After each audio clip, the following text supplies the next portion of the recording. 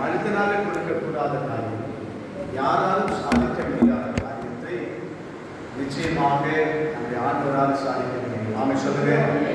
அதற்காக தான் இந்த இடத்துல ஓடி வருகிறோம். யாராலும் சாதிக்க முடியாது, இயேசுவால் சாதிக்க முடியும் என்று சொல்லக்கூடிய ஒரு எதிர்பார்ப்பும் ஒரு பெரிதான எதிர்பார்ப்போடு இந்த இடத்துல வந்திருப்பீர்கள் என்று சொல்லி ஆண்டவருக்கு நன்றாக தெரியும். ஆமென் சொல்லுங்களேன். ஹல்லேலூயா. ஆனபடி நம்ம பிள்ளைகள் இந்த நாட்களிலே தொடர்ந்து இந்த கூட்டங்களை ஆசீர்வதிக்கட்டும். இந்த 21 நாள் ஆராதனை அல்லது இந்த உபவாச கூட்டம் முடிகிற போது சில குறிப்புகளை எழுதி வைத்து நீங்கள் ஜெபிக்கணும். இந்த உபவாச கூட்டத்தின் மூலமாக என் வாழ்க்கையில இதுவரையில் நடைபெற்றாத காரியங்களை நிச்சயமாக செய்து தரமானவர்களே சொல்லி நீங்கள் ஒரு விசுவாசத்தோடு ஒரு எதிர்பார்ப்போடு நீங்கள் ஜெபிக்க ஆரம்பிச்சீங்கன்னா இந்த உபவாச கூட்டம் உங்களை வாழ்க்கைக்கு மேன்மையை கொண்டு வரும். ஆமென் சொல்லுங்கள். ஹல்லேலூயா. காரணம் உங்களுடைய எதிர்பார்ப்புகளை கர்த்தருக்கு நன்றாக தெரியும். ஆனபடினால இந்த ஜெபத்தில் நிச்சயமாக பதில்கள் உண்டு என்று சொல்லி நான் 100% விசுவாசம் நிச்சயமாக பதில். ஆமென். இந்த ராத்திரியில் கூட நான் வரக்கூடிய ஒருவேளை 3 மாதங்கள் கழித்து மறுபடியும் உங்களிடத்திலே வருவதாக இருந்தால் ஊழியத்திலே பெருக்கத்தையும் வளர்ச்சியையும் காண்பதுதான் என்னுடைய வாஞ்சி. அப்பொழுதுதான் என்னுடைய ஆத்மா சாந்தி அடையும் என்று சொல்லுங்க. நானே சொல்லுங்க. ஹல்லேலூயா. இது மட்டும்தான் இந்த உலகத்தில் நான் எதிர்பார்க்கிறேன். காரணம் என்னுடைய தலைமுறைகளை அவர் பார்த்துக் கொள்வார் என்று சொல்லக்கூடிய 100% விசுவாசம். அதே நேரத்தில் ஊழியர்களுடைய மாற்றங்கள், ஊழியர்களுடைய வளர்ச்சிகள் மாத்திரமே என்னை சந்தோஷப்படுத்தும் என்பதை மாற்றிக்கணும். எனவே அந்த பிள்ளைகள் வரக்கூடிய நாட்களிலே அனைவரும் இந்த உழைத்திற்காக உழைக்கணும். இந்த இடம் கொள்ளாமல் போக மட்டும் ஆத்மாக்களால் நடத்தப்படணும். இந்த தேசத்திற்காக கர்த்தர் சபை உருவாக்கி இருக்கிறார். இந்த செய்தியை நீங்க ஒவ்வொருத்தரும் எடுத்துட்டு போகணும். ஆமென் சொல்லுங்க பார்க்கலாம். ஹல்லேலூயா. நீங்க ஒவ்வொருத்தரும் தேசத்துக்கு எடுத்து சொல்லணும். இதுதான் நோவா காலத்திலே கட்டப்பட்ட பேழைக்கு சமமான ஒரு பேழை. இந்த பேழைக்குள்ள யாருதான் நுழைகிறார்களோ அவர்களெல்லாம் வரக்கூடிய அழிவிலிருந்து பாதுகாக்கப்படுவார்கள். ஆமென். இந்த செய்தியை இந்த தேசத்துக்கு எடுத்து சொல்லணும். இதுக்குள்ள யாரெல்லாம் ஆரெடுத்து வைக்கிறார்களோ அவளை வாழ்க்கையிலே மேன்மையை காண்பார்கள். ஆமென் சொல்லுங்க. அதற்கு நம்முடைய வாழ்க்கை, நம்முடைய சபை எடுத்துக்காட்டும். அது நிச்சயமாய் அதை செய்கிறார். அப்படிப்பட்ட பாரத்தோடு தியாகத்தோடு உருவாக்கப்பட்ட சபை. ஆமென் சொல்லுங்களேன். ஹல்லேலூயா. வேதத்துக்கு நோக்கி நாம் கடந்து செல்லலாம். வசனத்தை எல்லாருக்கும் தெரிந்த வசனம். எப்பொழுதுமே நான் அப்படிப்பட்ட வசனத்தை தான் என்னுடைய செய்திகள் எல்லாம் நான் எடுத்துக்கொள்வது. நீங்கள் என்னுடைய செய்திகளை எத்தனை பேர் வாட்ச் பண்ணுறீங்கன்னு தெரியல. என்னுடைய செய்திகள் எல்லாம் யூடியூப்ல இருக்கும்.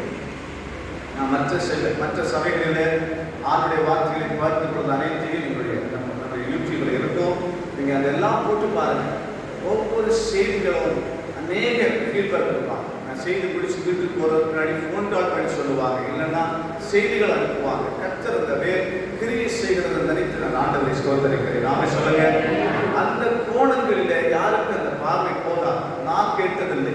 நான் என்னுடைய 45 வருடங்கள் கூடிய அனுபவத்தில் கேட்காத செய்திகளை இந்த வசனத்தின் மூலமாக கண்டுகொள்வதற்கு கர்த்தர் உதவி செய்தார். வாசிக்கிற அந்த வசனத்தை யோவான் எழுதின சுவிசேஷம் 5ஆம் அதிகாரம் அதனுடைய 1-2 வசனங்களை வாசிக்க கேட்கலாம்.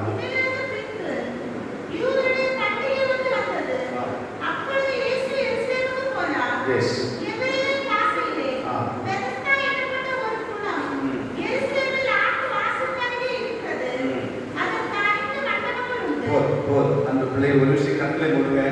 ஆண்டவரே என்னோட பேசுங்க என்று சொல்லுங்க. இந்த வசனம் எல்லாருக்கும் தெரிந்த வசனம். உங்களுக்கு பார்வையில இந்த செய்தி என்ன சொல்ல போகிறது என்பதை எல்லாருக்கும் தெரிந்திருக்கிறது.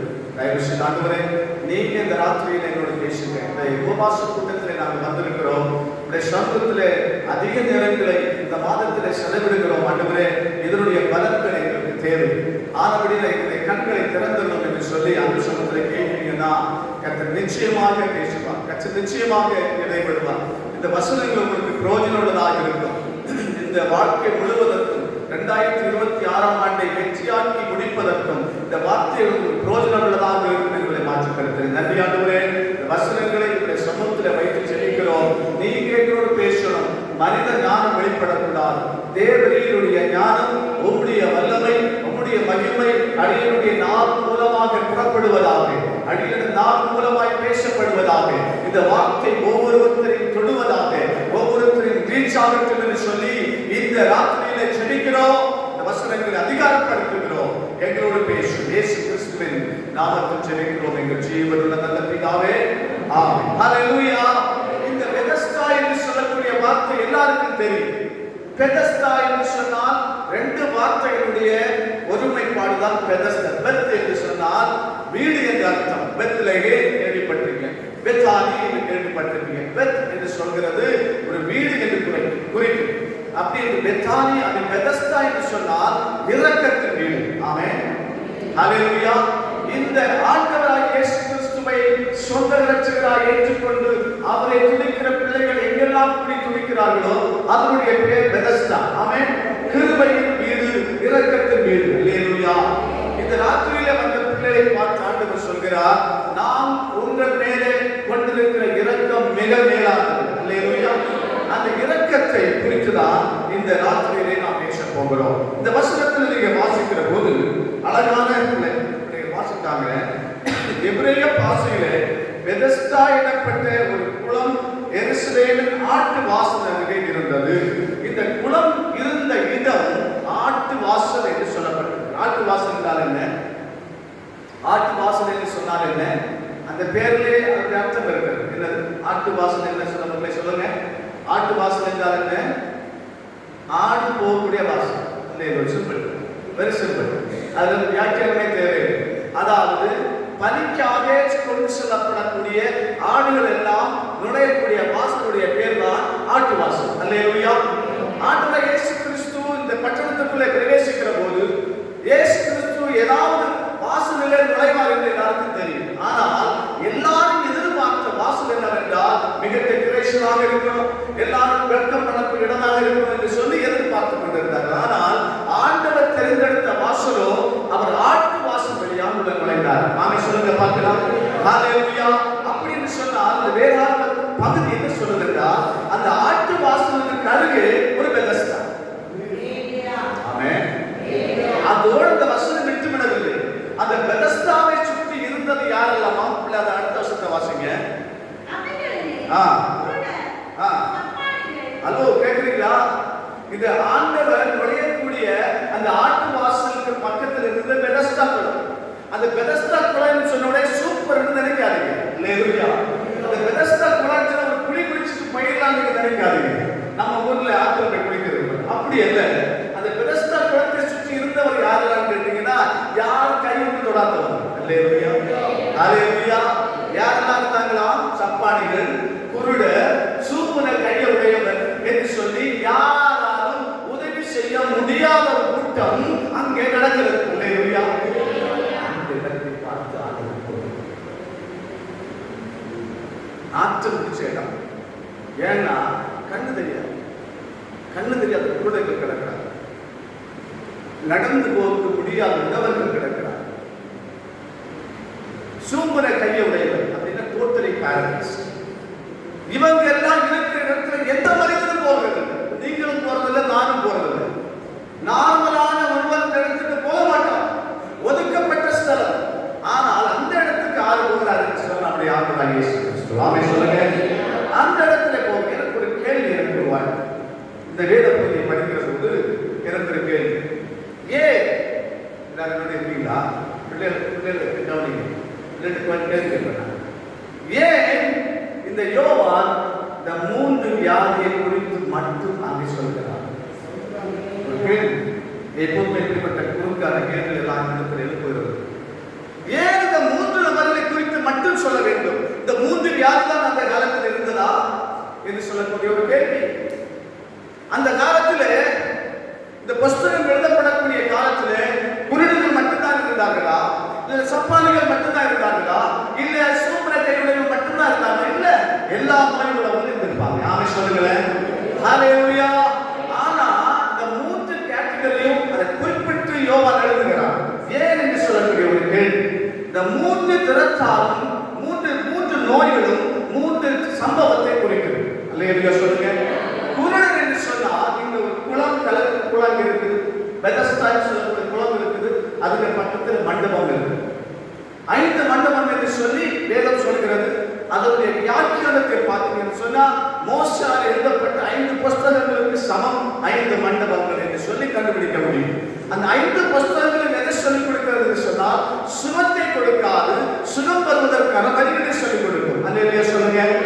ஹல்லேலூயா. இந்த யோவான் இந்த 3 நபர்களை குறித்து அங்கே எழுதுவதற்கு காரணம் என்று சொல்லக்கூடிய ஒரு பெரிதான கேள்வி. இந்த மண்டபம் என்னன்னா, இங்க மண்டபம் நம்ம தமிழ் மொழியில் அடிக்கடி கேட்டிருக்கீங்க. மண்டபம் என்று சொன்ன காலத்துல பல தூரங்கள் நடந்து போறவங்க ரெஸ்ட் எடுக்கக்கூடிய ஒரு இடம், அல்ல ஒரு ஷெல்டர் என்று சொல்லுவோம். ஒரு டெம்பரரியா உட்கார்ந்து ஒரு என்ன சொல்றது, களைப்பாற்றி அந்த இடத்துல மறுபடியும் புறப்பட்டு செல்லக்கூடிய ஒரு இடத்து தான் மண்டபம் என்று பெயர். அந்த மண்டபம் ஒரு டெம்பரரி பிளேஸ். ஆனாலும் இங்கே சொல்லப்பட்ட மண்டபத்துல எல்லாரும் அந்த இடத்துல இருக்கக்கூடிய கை சூழ்நவர் எல்லாருக்கும் பெர்மனன்ட் பிளேஸ் ஆயிடுச்சு. ஹல்லேலூயா. அதுக்கு எதுவுமே எஸ்கேப் ஆக முடியல. பெர்மனன்ட் ஆயிடுச்சு. ஹெல்ப்லெஸ். உதவி செய்வதற்கு யாரும், உதவிக்காரன் நீட்டுவதற்கு ஒருத்தர் இல்லை. யோவான் இதை பார்க்கிறார், எழுதுகிறார். 3 நபர்களை குறித்து எழுதுகிறார். குருடன் என்று சொன்னார். பாருங்க, இந்த குளத்துல எல்லாருக்கும் தெரிஞ்ச வசனங்கள் தான். இந்த குளம் கலக்கப்படுகிறது. இந்த குளம் கலக்கப்படுகிற போது இந்த குருடனுக்கு என்ன ஆகும்னா, பார்க்க முடியாது. ஆனா குளம் கலக்கிறதை கேட்க முடியும். என்னோட இருக்கீங்களா? ஹல்லேலூயா. கரங்களை உயர்த்தி ஆமென் சொல்லுங்க. ஹல்லேலூயா. இந்த குருடனுக்கு என்ன செய்ய முடியும்னா, குளம் கலக்கப்படுகிற போது அதை கண்டு ரசிக்க முடியாது. குளம் கலக்கிறதா இல்லையா தெரியாது. காதலை கேட்கிறார், குளம் கலக்கப்படுகிறது. காது சரியாக சொல்லிக் கொடுக்கிறது, ஐயா அந்த குளம் கலக்கப்படுகிறது சொல்லிக் கொடுக்கிறது. ஆனா இவன் கேட்டு ரசிக்கிறது இருக்க முடியுமே ஒழிய அந்த குளத்துக்கு நேராக போக தெரியாது. ஹல்லேலூயா. ஹல்லேலூயா. இப்படிப்பட்ட ஒரு கூட்டத்தார் இன்றைக்கு இந்த தேசத்தில் இருக்கிறார்கள். ஹல்லேலூயா சொல்லுங்க. ஹல்லேலூயா சொல்லுங்க. குளம் இருக்கிறது தெரியும், குளம் கலக்கப்படுகிறது தெரியும், ஆனா குளத்துக்கு போக தெரியாது. இப்போது உபவாசத்தை அதெல்லாம் பண்ணி கொடுத்துருக்கீங்க, மறந்துடாது. குளத்தை கலக்குறீங்க. ஹல்லேலூயா. ஆண்டுடைய வல்லமை பிள்ளைகள் அழகாக ஆராதிக்க நினைத்தார்கள். ஸ்தோத்திரம். ஆதியில ஆராதனை செய்யும் நேற்று தினத்தில் கூட இன்னொரு சபை ஆராதனை சென்ற போது பிள்ளைகள் எல்லாம் ஒரு பாட்டு பாடுறாங்க. 3 பாட்டு சேர்த்து பாடணும் இல்லை. அங்க என்ன செய்யறாங்க, ஒரு பாட்டு பாடுறாங்க. பாட்டு முடிச்ச உடனே எல்லாம் முழங்காலைக்கிறாங்க. எல்லா பிள்ளைகளும் முழங்கால் ஒரு 10 நிமிஷம் அந்த பாட்டுக்கு 9வது ஆராதிக்கிறாங்க. திரும்ப 2வது பாட்டு பாடுறாங்க. திரும்ப பிள்ளைகள் உடனே முழங்கால் வைக்கிறாங்க. 10 நிமிஷம் ஆராதிக்கிறாங்க. அடுத்து 3வது பாட்டு. அப்படி ஒரு வித்தியாசமாக இருக்கிறாங்க. பார்க்க முடிந்தது. உங்க பிள்ளைகள் விசேஷமாக கர்த்தரை துதிக்கிறதுல முதலிடம் கொடுங்க. ஆண்டவருக்கு ஆராதிக்கிறதுல முதலிடம் கொடுங்க. கண்ணை மூடி அபிஷேகத்தில் நிரம்பி கர்த்தரை துதிங்க. அல்லேலூயா சொல்லுங்க. அபிஷேகத்தை பெற்ற பிள்ளைகள் அபிஷேகத்தை இடத்துக்கு பேசணும். வேற எங்க பேச முடியும்? அல்லேலூயா. இந்த இடத்துல பேசுங்க. கர்த்தர் சமூகத்தில் வருகிற போது ஆனந்த களிப்போடு கர்த்தரை ஆராதிங்க. அல்லேலூயா சொல்லுங்க. அல்லேலூயா. இந்த இடத்துல முதல் திறத்தாரை பார்க்கிற போது குருடன். அதுதான் யோவான் எழுதுவதற்கு காரணம். குளம் கலக்கப்படுகிறது. இன்னைக்கு கிரைஸ்ட் ரிவைவல் சர்ச் துண்டத்துறை வாவரையில குளம் கலக்கப்படுகிறது. குளம் ஒரு சபையை குறிக்கும், மறந்துடாது. இந்த இடத்துல குளம் கலக்கப்படுகிற போது அநேக எதிர்ப்புகளை வந்து விழணும்னு விரும்புறாங்க. ஆனா வழி தெரியல. சொல்லுங்க, வர தெரியல. அப்படின்னா யோவான் எழுதுகிறார், அங்கே குருடர்கள் இருக்கிறார்களா? அல்லேலூயா. இவர்களை வழி கொண்டு வருவது எப்படி? இந்த குளத்துக்குள்ளே கொண்டு விடுவது எப்படி? இந்த வேலையை செய்வது யார்? ஒரு ஊழியக்காரர் செய்கிறார்களா, சபை செய்கிறதா என்று பெரிதாக ஒரு கேள்வி, அங்கு ஒரு போராட்டமே இருக்குது. அல்லேலூயா. 2வது திறத்தார் நேரம் சுருக்கமாக இருக்கிறது, நாளை சொல்கிறேன். 2வது பார்க்கிற போது என்ன எப்படிப்பட்டவர் இருக்கிறாங்க? யாரு? சப்பானிகள். நல்ல கவனமாக கேளுங்க. சப்பானிகள் சொன்ன என்ன? கண் இருக்குது, தெரியும். குளம் கலக்கப்படுகிற போது குளம் கலக்கப்படுகிறது என்று கேட்க முடியும். குளம் கலக்கப்படுகிற போது குளம் கலக்கப்படுகிறதை பார்க்க முடியும். அதே நேரத்தில் அந்த குளத்துக்கு போய் சேர முடியாது. சொல்லுங்க. இதுதான் சப்பானின் அனுபவம். இன்னைக்கு உலகமும் சபையிலும் தேசமும் இப்படிதான் இருந்து கொண்டிருக்கிறது. அங்க ஒரு குளம் கலக்கப்பட்டுக் கொண்டிருக்கிறது. துண்டத்துறையிலே அந்த ஃபாஸ்டிங் பிரேயரை போட்டு குளத்தை கலக்கிக் கொண்டிருக்கிறாங்க. தேசமே என்று சொல்வதற்கு இன்னைக்கு நீங்க புறப்படணும். சொல்லுங்க. இப்போ அந்த குளத்துக்குள்ள போறதுக்கு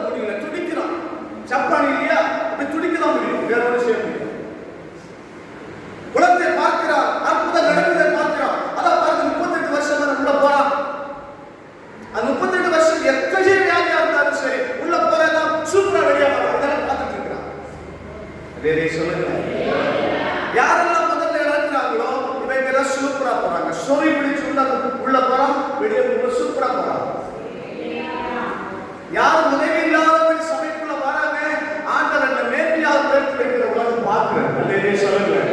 இதெல்லாம் நான் பார்த்து கொண்டிருக்கிறேன். ஆனா அனுபவிக்க முடியவில்லை. காரணம், இருக்கிற இடத்துல நான் சீர்கீழம். எப்படிப்பட்ட ஒரு கூட்டத்தார் இன்னைக்கு தேசத்தில் இருக்கிறார்.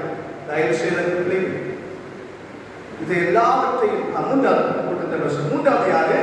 சூப்பர கையை உடையவர். இந்த சூப்பர கையை உடையவச்சுன்னா ஆங்கிலத்தில் பேரலைஸ் சொல்லும் போது அதனால திங்க் பண்ணவோ உடம்பை அசைக்கவோ ஒரு மூவ் பண்ணவோ முடியாது, ஒரு ஸ்டெப் கூட வைக்க முடியாது. அப்படின்னா டோட்டலி பேரலைஸ். அப்படின்னா இவன் இனி மூவ் பண்ணணும்னா இவனுக்கு ஒரு புதிய ஜீவனை கொடுத்தாலும் முடியும்.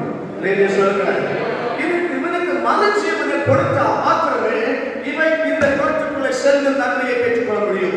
இப்படி 3 திறத்தாரை குறித்து யோவான் சொல்வதற்கு பதிலாக 3 வியாதியை எழுதி வைத்திருக்கிறார். ஆமே சொல்லுங்க. இந்த 3 வியாதியை குணப்படுத்துவதற்கு ஒருவர் வந்தார். ஆமே சொல்லுங்க. யார் தெரியுமாங்க? இந்த வசனத்தை வாசிக்கலாம். Praise the Lord. யோவான் எழுதின சுவிசேஷம் 14ஆம் அதிகாரம் அதனுடைய 6ஆம் வசனத்தை வாசிக்கிறோம். அதற்கு இயேசு, நானே கண்ட்ரிஸா வெளியாக கண்ட்ரிஸை வாசிச்சுருக்காங்க. அது நிறுத்தி படிச்சு பாருங்க. நானே வழியும் நம்பர் 1, சத்தியமும் நம்பர் 2, ஜீவனுமாக இருக்கிறேன். இந்த 3 திறத்தாரையும் தான் இந்த யோவான் இந்த இடத்துல சொல்லி வச்சிருக்கிறார். சொல்லுங்களேன். வழி தெரியாதவன், சத்தியம் தெரியாதவன், அப்படின்னா எப்படி நடக்கணும்னு தெரியாதவன். மூன்றாவது யாரு? ஜீவனற்றவன். வழியும் சத்தியமும் ஜீவனுமா இருக்கிற அந்த கிறிஸ்துவை இந்த நாட்களிலே ஆராதிப்பதற்காக இந்த 3 நபர்களையும் யோவான் இந்த 3 திறத்தாரையும் இந்த 3 கூட்டத்தாரையும் விடுவிக்க முடியும் ஒரே ஒரு நபர் உண்டு என்று சொன்னால் நம்முடைய ஆண்டவராகிய இயேசு கிறிஸ்து மாத்திரமே. கரெக்டா தட்டி ஆமென் சொல்லுங்க. கரெக்டா தட்டி ஆமென் சொல்லுங்க. ஹalleluya ஹalleluya. அந்த பிள்ளையே இயேசுவின் மூன்று திறத்தாராக கிடக்கிறதை பார்க்கிறேன். இந்த மூன்று திறத்தார் கிடக்கிறாரு. அந்த பிள்ளையே நீங்கள் நானும் சபையும் தனக்கு பொறுப்பேற்க வேண்டும், அதற்கு பொறுப்பேற்க வேண்டும். இவர்களை விவசாயி கொண்டு வருவது எப்படி கேட்கப்படுகிறதோ இவர்கள் எப்படி விளையாடப்படுவார்கள், இவர்களை பொறுப்பேற்பது எப்படி என்று சொல்லி ஆவேசுவே எங்கள் சபை அதற்காக தெரிந்தெடுத்தவர்கள் நான் சொல்றேன். அடுத்த கேள்வி, நீங்க இந்த செய்தியெல்லாம் கேட்டுக்க மாட்டீங்க. அடுத்த கேள்வி என்னன்னா, ஏன் இதே யோவான் 38 வருஷம் நோயுடையவரை எழுதுகிறார்? அடுத்த கேள்வி, வேற யாரை குறித்து சொல்லியிருக்கலாமே? 20 வருஷம் நோயாளி சொல்லியிருக்கலாமே, 10 வருஷம் நோயாளியை குறித்து சொல்லியிருக்கலாமே. ஏன் 38 வாடி? அப்படி என்ன நோய் சொல்லுங்க, படிச்சு சொல்லுங்க. அது என்ன நோய் சொல்லுங்க? இந்த வசனத்தை வாசிக்கமா? இந்த 38 வருஷத்தை குறித்து சொல்லப்படுகிறது. அந்த வசனம் 5ஆம் வசனம். எஸ் 38 வருஷம் வியாதி கொண்டிருந்த ஒரு மனுஷன் அங்கே இருந்தான். இப்படி எழுதி வரக்கூடிய யோவான் அவன் குறிப்பாக ஒரு வசனத்தை எழுதுகிறான். என்னவென்றால், எல்லா அஃபர்மிட்டி, அதாவது பல நோய் பிடிச்சவங்க எல்லாரும் கிடக்கிறாங்க பெதஸ்தாவை சுத்தி. ஆனா அதுல ஒருத்தரை மட்டும் எடுத்து பேசுகிறார். ஏன் அந்த நபரை மட்டும் பிக்கப் பண்ணி பேசணும்? முதல்ல 3 கூட்டத்தார் இருக்குன்னு சொல்லிட்டான். அப்படின்னா வழியும் சத்தியம் ஜீவனும் இல்லாதவர்கள். அல்லேலூயா. 3 திறத்தாரை குறித்து சொல்லிவிட்டான். சொன்னதுக்கு பிற்பதாக ஏன் இந்த 38 வருஷமானவரை தூக்குகிறார்? அதான் கேள்வி. வேதாகத்துல சாதாரணமாக ஒரு வசனம் எழுதப்படாது. ஒவ்வொரு வார்த்தைக்கும் அர்த்தம் உண்டு. மறந்துடாது. வேதாகத்துல ஒவ்வொரு வார்த்தைக்கும் அர்த்தம் உண்டு. ரீட் பிட்வீன் த லைன் சொல்லுவோம். ஒவ்வொரு வரிகளுக்கு இடையில அதுக்கு அர்த்தங்கள் கூர்ந்து கிடக்கிறது நான் கண்டுபிடிக்கிறேன். 38 வருஷம் என்று சொல்லக்கூடிய மனிதனை ஏன் அங்கே கொண்டு வருகிறார் என்று சொன்னால், இந்த 3 திறத்தாரை குறித்து சொன்னார் இல்லையா? அந்த 3 திறத்தாருடைய அந்த நோயும் இருக்கு. சொல்லுங்க. அல்லேலூயா. கண் பார்வை இல்லை அப்படின்னு சொன்னா அவனுக்கு எதிர்காலத்தை குறித்துதான் நம்பிக்கை அச்சு போய் கிடக்கிறது. எப்படி? உங்களுக்கு ஸ்டோரி நல்லா தெரியுமே. எப்படி அந்த நம்பிக்கை அச்சு போயிடுச்சு? எப்படி அச்சு போயிடுச்சு சொல்லுங்க. அந்த குளம் கலக்கப்படுகிற போது கொஞ்ச நேரம் ட்ரை பண்ணி பார்ப்போம். கலக்கப்பா பார்த்து பண்ணி இருக்காங்க. இந்த ஸ்டோரியில் உங்களுக்கு தெரியும். அப்போ சுகமாகி போகும்போது ஹலோ அப்படின்னு அப்படி கிண்டல் அடிச்சுட்டு போயிருப்பான். 32 வருஷமா நோயாக இருக்கிறது. என்ன நோய் வேதனை சொல்லல. இந்த 3 வியாதி அவனுக்கு இருக்கணும். காரணம் தோற்று 2 வருடம் 3 வருடம் 4 வருடம் தோற்றுப்போய் அடிக்க மேலே அடி விழுந்து தோற்றுப்போய் இருக்கிறார். அதே சொல்லல. இப்படி எனக்கு இருந்தாலும் எந்த நிலைமைக்கு வந்திருக்காங்க.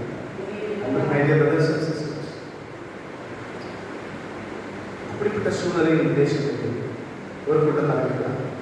தோல்விக்கு மேல தோல்வி. இன்றைக்கு ஓகே 2026 ஓகே 2027 பார்ப்போம். 2027 ஓகே 2028 நல்ல வாழ்க்கை. 29 30 இல்ல. யோசிச்சு பாருங்க. 38 வருஷம் என்னுடைய சைக்காலஜி எப்படி இருக்கு? தோல்விக்கு மேல ஒன்றா இப்படியும் ஒரு கூட்டத்தை உலகத்தில் இருக்காங்க, இந்த தேசத்தில் இருக்காங்க. சொல்லுங்க ஹல்லேலூயா. அதுக்குள்ளே இந்த மனிதனுக்கு இந்த 3 விதமான நோய்கள் கண் பார்வை போயிடுச்சு அப்படின்னா எனக்கு இது எதிர்காலம் இல்லை. எதிர்கால குறித்த பார்வை போயிடுச்சு. விளங்குது எப்படி தெரியும்? அடுத்த வருஷத்தை நான் வாசிக்கிறேன். கேளுக்கு அப்புறம் உங்களுக்கு புரியும். அடுத்த வருஷத்தை அதை பற்றி சொல்லியிருக்கோம். அவனுக்கு நம்பிக்கை இழந்துச்சான் அப்படின்னு அவனுக்கு பார்வை போயிடுச்சுங்க. ரெண்டாவது என்ன? அசைவு இல்லாம போயிட்டான். நடக்க வேண்டிய வழியை தெரியாம போயிடுச்சு. கடைசியில் அவன் என்ன அவனுக்குள்ளே வாழ ஆரம்பிச்சுட்டான். இங்க நம்ம ஊருக்கு அடிக்கடி யானை எல்லாம் பார்த்துருக்கீங்களா?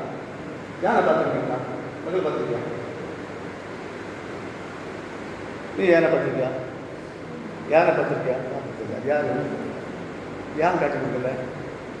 இந்த பிள்ளை யானை பார்க்கணும். யானை ரோட்ல போகும்போது சின்ன ஒரு செயின் கட்டிட்டு இருப்பான். பார்த்துருக்கீங்களா?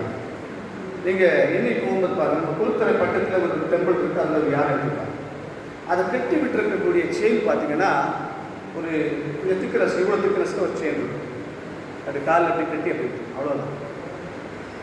அந்த யானை நினச்சுன்னா இந்த எப்படி பண்ணாலே போதும். அந்த செயின் என்ன ஆகும்? பீஸ் ஆகிடும்.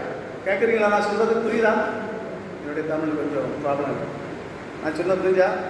அந்த யானையை கட்டி போட்டிருக்கக்கூடிய அந்த செயின் அந்த யானை நினச்சுன்னா அப்படியே நின்றுட்டு இப்படி கால் எடுத்தாலே போதும். அது அப்படி பீஸ் ஆகும்.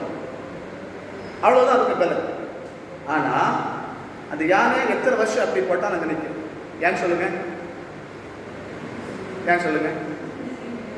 அந்த சின்ன செயினில் கட்டி போட்டாலும் போகாது. அங்கே வந்து ஏன்னா அது முயற்சி பண்ணாங்க. ஏன் முயற்சி பண்ணாது சொல்லுங்க? அந்த யானை பிறந்த அண்ணிலிருந்து அல்லனா 1 வயசுலேருந்து அந்த யானையை சின்ன செயினில் கட்டி போட்டிருப்பாங்க. அதுக்கு முடிஞ்ச அளவு அதை வலிச்சு இழுத்து பார்க்கும். அதால் முடியாது. ஏன்னா குட்டி யானை அந்த செயினை பிடிக்க முடியாது. 1 வருஷம் ட்ரை பண்ணுவோம், 2 வருஷம் ட்ரை பண்ணுவோம், 3 வருஷம் ட்ரை பண்ணுவோம். அதுக்கப்புறம் ட்ரை பண்ணுறது நிப்பாட்டு. சொல்ல புரியுது தானே? அதே நிலைமை தான் இந்த மனுஷன். புரியுது? இந்த எலிஃபண்ட் என்ன செய்யலாம்? அதுக்கப்புறம் முயற்சி பண்ணதை விட்டுவிடும். 1 வருஷம் ட்ரை பண்ணி பார்த்தேன், நல்ல ஜெபம் பண்ணி பார்த்தேன், ஃபாஸ்ட் ப்ரேயர்லாம் அட்டன் பண்ணி பார்த்தேன். ஃபாஸ்ட் அடிக்கடி 7 days 21 days ஃபாஸ்ட் ப்ரேயர்லாம் போட்டாங்க. அதுக்கெல்லாம் போய் பார்த்தேன். 2020 முடிஞ்சு 21 முடிஞ்சு 22 முடிஞ்சு எத்தனை ஃபாஸ்ட் ப்ரேயர் நான் பார்த்துருக்கேன். சில மணிகளில் இருக்கிறவங்க இருப்பாங்க. நம்ம நான் இதோட எத்தனை ஃபாஸ்ட் ப்ரேயர் பார்த்துட்டேன் அப்படின்னு இருக்கிறவங்க இருப்பாங்க. இவன் அந்த நிலைமைக்கு வந்துட்டான். எப்படி தெரிஞ்சுக்காங்க? அதில் தெரியும். படுத்திருந்த அவனை இயேசு கண்டு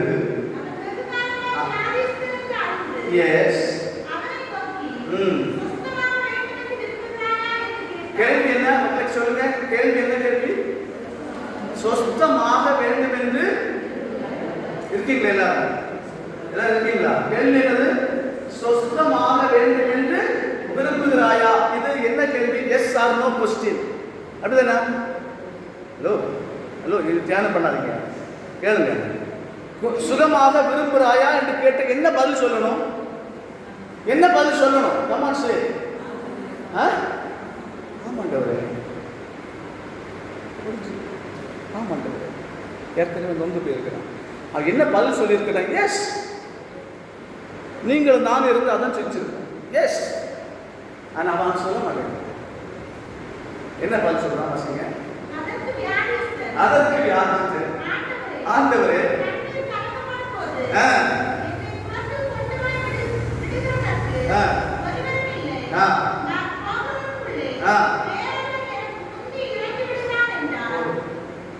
யாராவது கேட்டாங்க? ஆண்டவர் கேட்கவே இல்லை. கேள்வி என்ன? ஆண்டவர் கேட்டது ஒரே ஒரு கேள்வி, நீ சுகமாக விரும்புகிறாயா?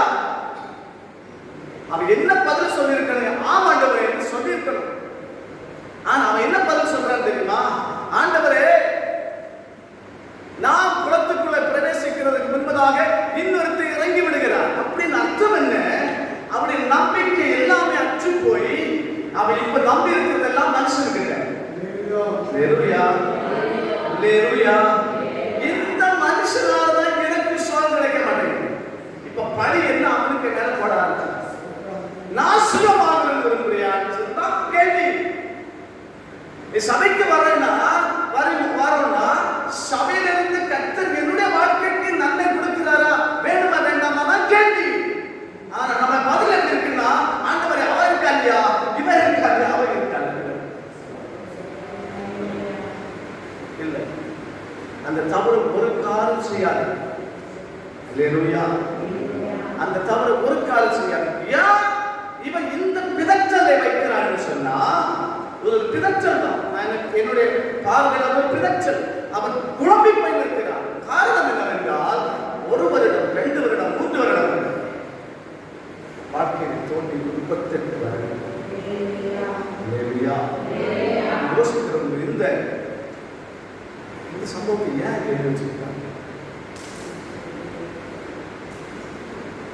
1 தடவை 2 தடவை 3 தடவை தோற்று போய் ஆண்டவருடைய வல்லமையை அவர் மேல் வைத்திருந்த விசுவாசம் இல்லாத போயிட்டாங்க. அது யாரா இருக்கீங்க? இது எனக்கு எந்த ஜெபம் பண்ணாலும் நடக்காது. இது தெய்வம் எனக்கு இறங்குவார் எனக்கு தெரியும்.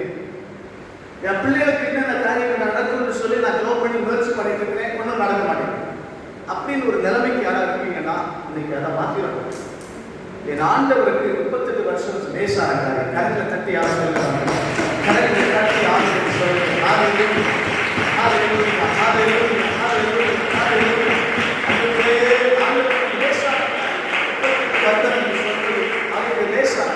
இந்த நாட்களில் அப்படிப்பட்ட ஒரு கூட்டத்தார் இந்த நாட்களை இருப்பீர்கள் என்று சொன்னால் ஆண்டவருக்கு லேசான. அந்த வசனம் என்ன சொல்கிறது என்றால், விசுவாசித்த அந்த வியாதிஸ்தன் ஆண்டவரே, தண்ணீர் கலக்கப்படும் போது என்னை குளத்தில் கொண்டு போய் விடுவதற்கு ஒருவரும் இல்லை. இதுதான் அவருடைய கம்ப்ளைண்ட். இவருக்கு கம்ப்ளைண்ட் என்னன்னா, என்னை யாராவது பிடிச்சு கொண்டு இறங்கி விடணும், அப்படிதான் இவருக்கு எதிர்பார்க்கும். அப்படின்னா மனுஷன் மேல் நம்பிக்கை வைக்கிறார். யார்கிட்ட பேசுறான்னு சொல்லி புரியுது. யார் பேசிட்டு இருக்கிறா? அந்த குளத்தை உருவாக்குனவரும் இந்த வியாதிஸ்தனை உருவாக்குனவரும் எந்த குளமும் இல்லாதபடி விடுதலை கொடுக்கிறவருமாகிய கிறிஸ்து பக்கத்தில் இருக்கிறதை மறந்துட்டார்.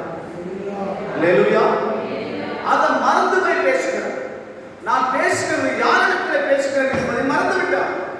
காரணம், அவனுடைய சூழ்நிலை அவனை மறக்க வைக்கிறது.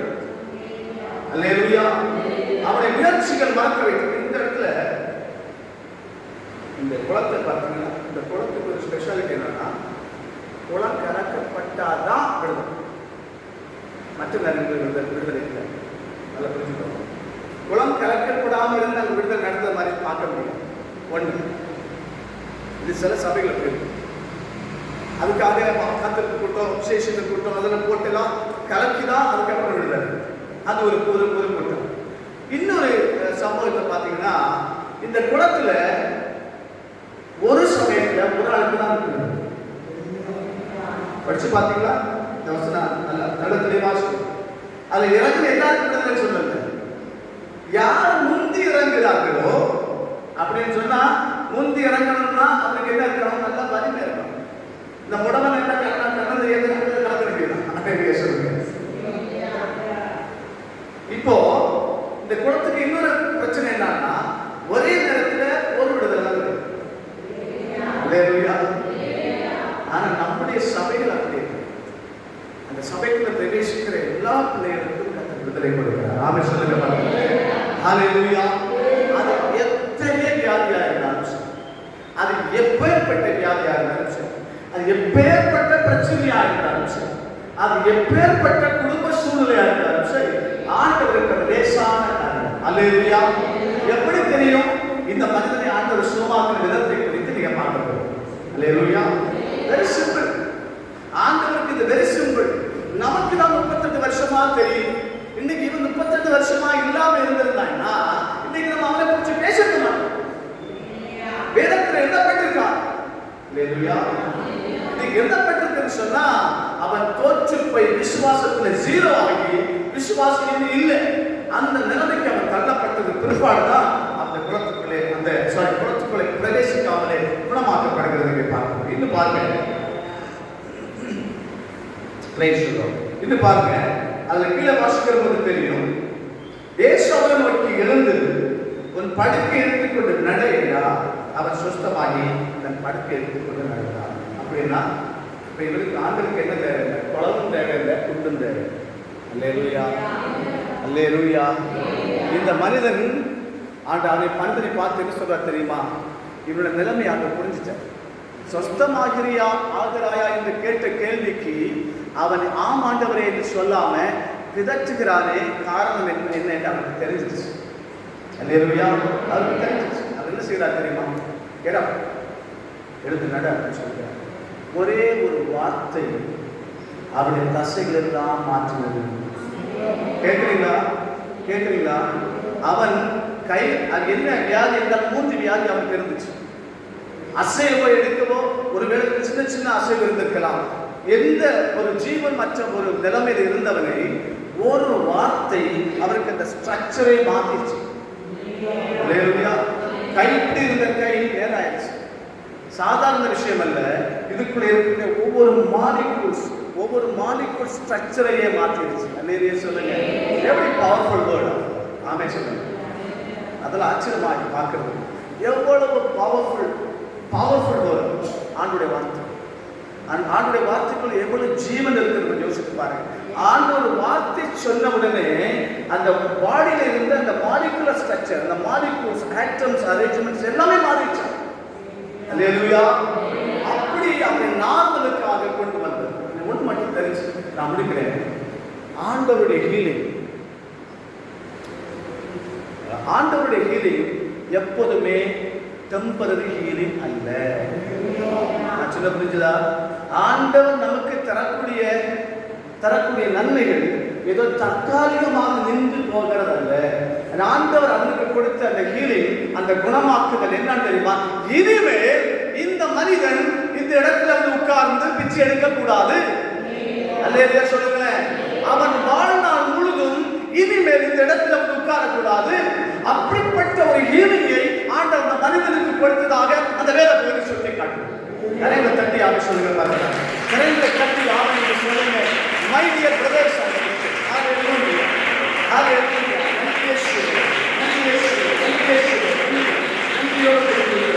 hallelujah, hallelujah. அந்த பிள்ளைகளை ஆண்டவருடைய குணமாக்குதல் மறுபடியும் அவனுடைய வேலை என்னவா சொல்லி பார்க்கலாம். இந்த 38 வருஷம் இந்த குளத்தில் இருந்தவனுடைய வேலை என்ன வேலை செஞ்சிருப்பான்? அதான் தெரிஞ்சு சொல்லுங்க. 38 வருஷமா வியாதிஷ்டனாக இந்த மண்டபத்தில் இருந்தவர் என்ன வேலை செஞ்சிருப்பான்? பிச்சை தான் எடுத்திருப்பான். அவன் வயதை நிறைக்கிறதுக்கு சாப்பாடு கையால் முடியாதான் கேட்டிருப்பான். ஆனா ஆண்டவருடைய குணமாக்குது என்ன செஞ்சு தெரியுமா? மொத்த வாழ்க்கையை மாற்றிடுச்சு. ஆமென் சொல்லுங்க. இனிமே நீ அப்படி உட்கார்ந்து பிழைக்க கூடாது. உன்னுடைய என்விரான்மெண்டே நான் மாற்றிடுவேன். ஒரு சூழ்நிலையிலே மாறிடும். நீ அந்த சூழ்நிலையில இருந்ததை காட்டிலும் மேன்மையாக பெர்மனண்டான ஒரு நன்மையை செய்கிறவர் நம்முடைய ஆண்டவர். எப்பொழுதும் நல்லா தெரிஞ்சுக்கோங்க, கர்த்தருடைய வாழ்க்கையில நன்மை செய்தார்கள் சொன்னா 2026 வரைக்கும் சூப்பர் ஆயிடு, 2027 நான் சூப்பர் ஆயிடுறேன். ஆமென் சொல்லுங்க. நான் சொல்றது புரியுது நான் நினைக்கிறேன். ஆண்டவர் நம்மளை சூப்பரா மாத்தினாருன்னா அது மாத்துனதே எனக்கு தட்டி ஆமென் சொல்லுங்க. எனக்கு தட்டி ஆமென்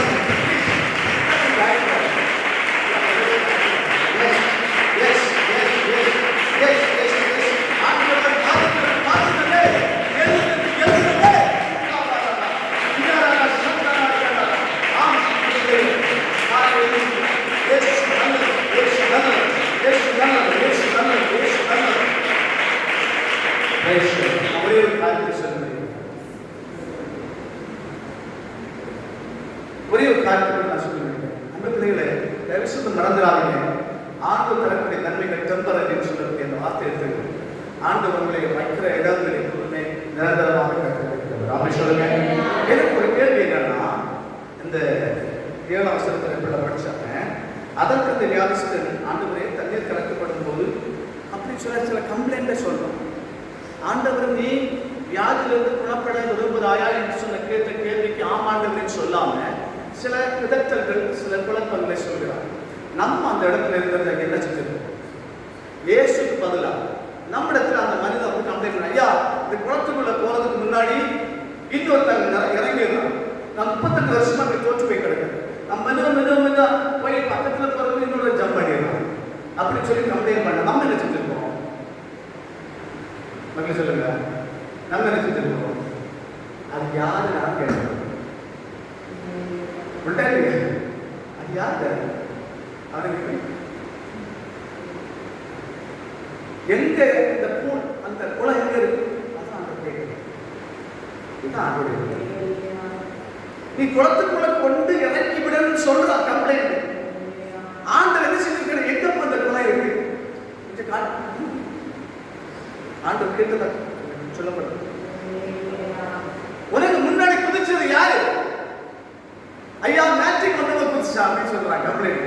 நேற்றுக்கு தான் வந்தா, நேற்றுக்கு வந்தவங்க குதிச்சு குழாய்க்கு போயிட்டான் அப்படின்னு சொல்றாங்க. அப்ப ஆண்டவர் நம்ம என்ன செஞ்சிருக்கோம்? அது யார்? அப்படி அதெல்லாம் ஆண்டவர் செய்யணும். ஏன்னா வார்த்தையின் வல்லமை எப்படிப்பட்டது தெரியும். ஆனா சொல்லுங்க, வார்த்தை அவருடைய வாழ்க்கையை மாற்றும். ஆண்டோட ஒரு வார்த்தை என்னுடைய வாழ்க்கையை தலைகால மாற்றும். அல்லையே சொல்லுங்களேன். அப்ப பாருங்க, இவன் வந்து குணம் ஆயிட்டான். குணம் என்ன செய்யணும்? சரி, அதுக்கெல்லாம் போகல, டைம்ல அதை முடிக்கிறேன். குணம் கொஞ்சம் பேருக்கு பொறாம கீழே படிச்சுக்கிறது தெரியும். பொறாமப்பட்டு சில கம்ப்ளைண்ட் சொல்றேன், இப்படி போயிருந்தாங்க பண்ணாங்க அப்படின்னு தான் கம்ப்ளைண்ட் பண்ணி கொஞ்சம் இதில் பண்ணுறாங்க. ஆனால் கடைசியில் இப்போ எங்க போகலாம்? இந்த குணமானது எங்க போகலாம்? இறங்க இந்த வசனம் எப்படி நீங்க படிச்சு பார்த்துருக்கீங்களா? படிச்சு பாருங்க, லைன் படிச்சு பாருங்க. இவன் குணம் ஆனா சரி, 38 வருஷம் ஆகுது, ஆண்டோட ஒரு வார்த்தை சொல்லி நடக்க வச்சுட்டேன், எழுதி நடந்துட்டான். நடந்தவன் எங்க போனான்? எங்க வீட்டுக்கா? யாரும் சொல்றீங்க? எங்க இருக்க சிவாசம்? அதற்கு பின்பு இயேசு அவனை தேவாலயத்தில் கண்டு, இதோ நீ சுத்தமானாய், அதிக கேடானது ஒன்று உனக்கு வராதபடி இனி பாவம் செய்யாதே. ஹலோ, ஆமென் சொல்லுங்க. இவன் எங்க நிற்கிறான்? தேவாலயத்தில். இது பிள்ளைகளுக்கு கொண்டு செல்ல வேண்டிய பாடம். கர்த்தர் உங்களுக்கு நன்மை செஞ்சாருன்னா நீங்க முதல்ல செய்ய வேண்டியது ஆலயத்தில் வரணும். கேட்குறீங்களா? ஆண்டவர் செய்கிற நன்மைகளை உங்கள் குடும்பத்தில் செய்கிற போது தேவ சமூகத்தை மறக்காது. நிறைய இடங்களை நம்ம கடந்து வந்த அடிச்சுவடுகளை எல்லாம் பார்க்கணும், அப்போமா புரட்டி பார்க்கணும். அது பார்த்தாலும் தெரியும். இவனுடைய பழைய நிலைமைகள் எல்லாவற்றையும் அறிந்த 38 வருஷமா யாராலும் விடுதலை கொடுக்க முடியாத சூழ்நிலைக்கு தள்ளப்பட்டு விசுவாசத்தில் 0 ஆனது. ஆண்டவர் விடுதலை கொடுத்தவர் முதல் சிந்தனை என்னன்னா, தேவாலயத்தில் ஆண்டவர் பார்க்கிறார். ஆமென் சொல்லுங்க. அந்த வசத்துல கண்டுள்ளது இவருக்கு இந்த வியாதி வருவதற்கு காரணம் அவன் செய்த பாவம். ஏனென்றால் அந்த வசனத்துல திரும்ப சொல்கிறார், இனி அதிகமான கேடு ஒன்று வராதபடிக்கு இனி பாவம் செய்யாது. ஏற்கனவே செஞ்சிருக்க, அதனால பாதிக்கப்பட்ட, இனி அதை செய்யாது. இல்லையா சொல்லுங்க. ஆண்டவரை பார்த்து என்னை பார்த்து சொல்லுகிறது இதே ஸ்டேட்மெண்ட் தான். கர்த்தருடைய சமூகத்தில் இருக்கிறது அவருக்கு பேரானந்தம். கர்த்தருடைய சமூகத்தில் இருக்கிறது அவர் நிச்சயமாக அங்கீகரிக்கிறது. அதே நேரத்தில் அந்த பிள்ளைகளை இனிமேல் அதிக கேடுன்னு சொன்னா என்ன? அதிக கேடுனா ஏற்கனவே 38 வயசுல 3 நோய்கள் பிடிச்சவன் அப்படி கிடக்கிறான். அதிக கேடுனா இன்னும் ஒஸ்டாக இருக்கணும்னு சொல்லப்பட்டது. எனவே நம்ம என்ன செய்யணும்? அந்த சமூகத்தில் ஐயா நீங்க என்ன தெரிஞ்செடுத்தீங்க, எங்க குடும்பத்தை தெரிஞ்செடுத்தீங்க, இந்த வார்த்தைகளை குணப்படுத்தினது நாங்கள் விசுவாசிக்கிறோம் சொல்லி நன்றி உள்ளவர்களாக வாழ்நாள் கர்த்தர் நாட்டப்பட்ட திராட்சை தோட்டத்தில் நின்று கொண்டு கனி கொடுங்க. உங்க வாழ்க்கை கர்த்தர் மேன்மைப்படுத்துவார். அல்லேலூயா சொல்லுங்க. ஆண்டு ஒன்று மட்டும் நான் சொல்கிறேன், ஒவ்வொரு குடும்பத்தையும் ஒவ்வொரு பிள்ளைகளையும் ஒரு தோட்டத்துக்குள்ளே கர்த்தர் நாட்டி இருக்கிறார். மறந்து போவார். நிறைய பிள்ளைகளை பார்க்கிறேன், கர்த்தர் நாட்டுற திராட்சை தோட்டம் ஒன்று, அவங்க கனி கொடுக்கிற திராட்சை தோட்டம் வேற ஒரு. நிறைய பேர் இருப்பாங்க. எல்லா சபையிலும் நான் தயவுசாமி ஒரு காலம் செய்யாது. கர்த்தர் எங்க உங்களை நாட்டினாலும் அதுதான் உங்களை கூட நீங்கள் சொல்லலாம். அங்கதான் பிரச்சனை இருக்குது. பிரச்சனை எல்லாத்துக்கும் சபை சொல்லுங்க, எல்லா இடங்களிலும் பிரச்சனை. ஆனால் ஒவ்வொரு விதமாக இருக்கு. அதே சொல்லுங்க, ஒவ்வொரு இடங்களிலும் ஒவ்வொரு விதமான பிரச்சனைகள் உண்டு. அதே நேரத்தில் அதற்குள்ள அதையே தாண்டி நான் போன காலம் வருகிற போது ஞாயிற்றுக்கிழமை சொல்லியிருந்தேன், ஒரு எக்ஸாம்பிள் சொல்லியிருந்தேன். நம்முடைய சபை ஸ்தாபனத்தில் இருக்கக்கூடிய பிள்ளைகள் எக்ஸாம்பிள் சொல்லியிருந்தேன். என்ன சவால் வந்தாலும் அதை சந்தித்து கர்த்தர் வைத்த திராட்சை தோட்டத்தில் நிற்கிற பிள்ளைகளை ஆண்டவர் ஒரு கால் வெட்டப்படுத்துகிறார். நான் எடுத்துக்காட்டு 100 எடுத்துக்காட்டுகள் சொல்ல முடியும். ஆமென் சொல்லுங்க. அப்படியே கர்த்தர் சதத்தில் நின்று கர்த்தர் கரை கொடுப்போம். கர்த்தருடைய மேன்மைப்பட்டு எல்லாரும் எழுந்திருக்கலாம். Praise Jesus. ஹalleluya. பிரைஸ் எல்லாரும் எழுந்திருக்கலாம். எல்லாரும் எழுந்திருப்போம். Price Jesus. அந்த பிள்ளைகளே இந்த வசனங்கள் மூலமாய் கர்த்தர் பேசியிருக்கிறார் என்று சொல்லி நான் விசுவாசிக்கிறேன். ஒரே ஒரு பாடலை கூட நான் பாடி இந்த ஆராதனை முடிக்க விரும்புகிறேன். Praise Jesus. ஹalleluya. இந்த சபையை கர்த்தர் நேசிக்கிறபடியாலே இப்படிப்பட்ட கூட்டங்களை நமக்கு அதிகமாக தருகிறார். நடந்து போகாதீங்க. கர்த்தர் இப்படிப்பட்ட கூட்டத்தை தாராதுன்னா, இப்படிப்பட்ட கூடுகை கர்த்தர் நமக்கு தருகிறாருன்னா கர்த்தர் அதிகமாக நேசிக்கிறார்கள். Praise the Lord. ஹalleluya. எல்லாரும் சேர்ந்து இந்த பாடலை உம்மை பாடாத நாட்களும் இல்லை, உம்மை தேடாத நாட்களும் இல்லை சொல்லக்கூடிய பாடலை எல்லாரும் சேர்ந்து பாடுவோமா? Praise the Jesus. ஹalleluya. உம்மை பாடாத நாட்களும் இல்லை, உம்மை தேடாத நாட்களும் இல்லை, உம்மை பாடாத நாட்களும் இல்லை, உம்மை தேடாத நாட்களும் இல்லை, உம்மை எல்லாரும்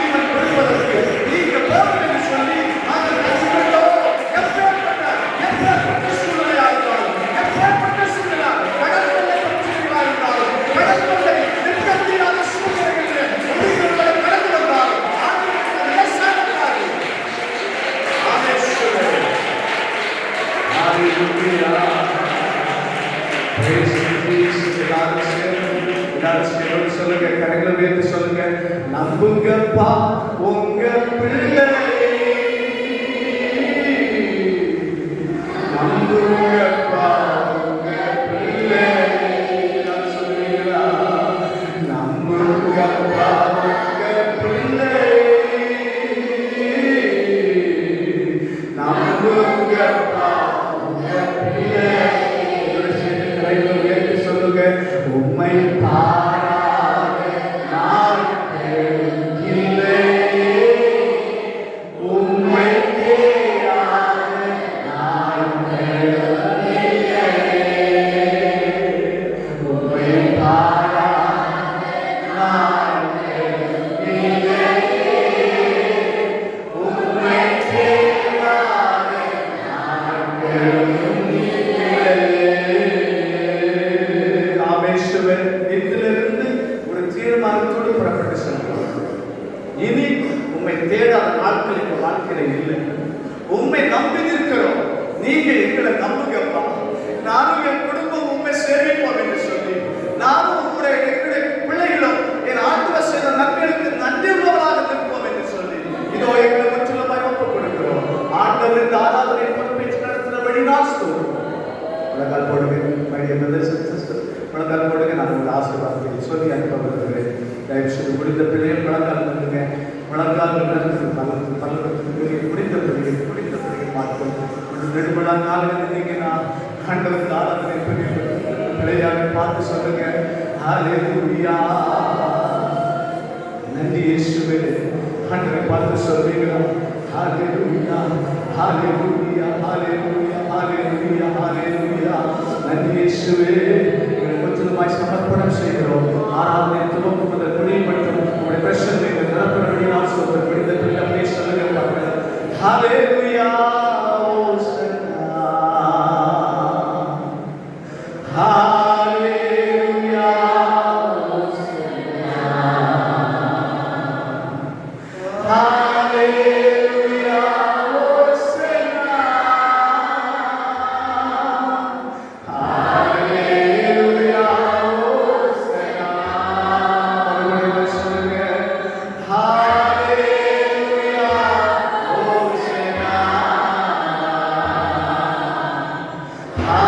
ஹல்லேலூயா, ஓசன்னா,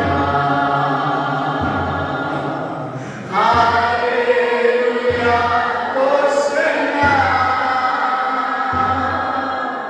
ஹல்லேலூயா, ஓசன்னா. ஆராதனை பொறுப்பில் நடத்தி சபை நடத்துகிற பதினைந்து குடும்பத்தில் வைக்கிறோம். இந்த நூற்றுக்கணக்கான ஜனங்களை ஆக கூடி நடத்த ஜெபிக்க வேண்டிய நாட்களை கர்த்தரை ஏற்படுத்த வேண்டும் என்று இதன் காரியாக இருக்கிற இடங்களெல்லாம் ஜனங்களால் நிரப்பப்படுவார்களாம். இந்த உபவாச கூட்டம் இந்த இடத்துல விடுதலை கொண்டு வருவதாக, இந்த இடத்துல பெருக்கத்தை கொண்டு வருவதாக நீர் அதை செய்கிறபடி நான் நன்றி சொல்லுவோம். இயேசு கிறிஸ்துவின் நாமத்தில் ஜெபிக்கிறோம் எங்கள் ஜீவனும் நல்ல பிதா. ஆமென். என் ஆத்துமாவே கர்த்தரை ஸ்தோத்திரி, என் முழு உள்ளத்தின் பரிசுத்த நாமத்தை ஸ்தோத்திரி. என் ஆத்துமாவே கர்த்தரை ஸ்தோத்திரி, கர்த்தர் செய்த சகல உபகாரங்களை மறவாதே. ஆமென். ஹல்லேலூயா, ஹல்லேலூயா, ஹல்லேலூயா. ஜீவிக்கிறார், இயேசு ஜீவிக்கிறார் என்று சொல்லி ஒரு சில கணக்கு பேர் பாடணும். கர்த்தர் அப்படியே இந்த வாழ்க்கையில இந்த வாரம் முழுவதும் நடத்துவார். ஆமென் சொல்லுங்க. எல்லா கணக்கு கட்டி பாடலாமா? ஜீவிக்கிறார், இயேசு ஜீவிக்கிறார்.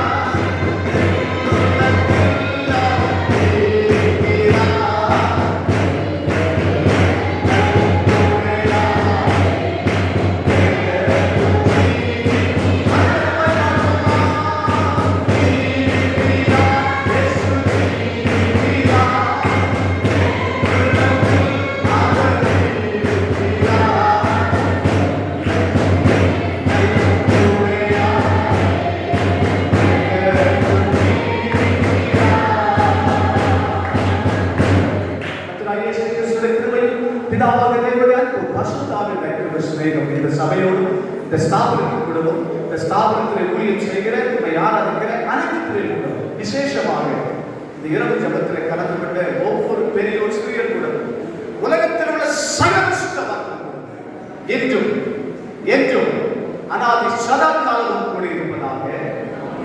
ஹalleluya. கரங்களை உயர்த்தி ஹalleluya, கரங்களை அசைத்து ஹalleluya. அருமையான ஒரு விஷயம் கூட இந்த இடத்துல கூடி கர்த்தரை துதிக்க வருது. கர்த்தருடைய கரங்களை நடத்தி செல்லும். God bless you. இந்த உபவாச கூட்டங்கள் தொடர்ந்து இந்த வாரம் நடைபெறும். உங்களுக்கு அறிமுகமான அனைவரும் அழைத்து வாருங்கள். கர்த்தர் அற்புதங்களை செய்வார். God bless you.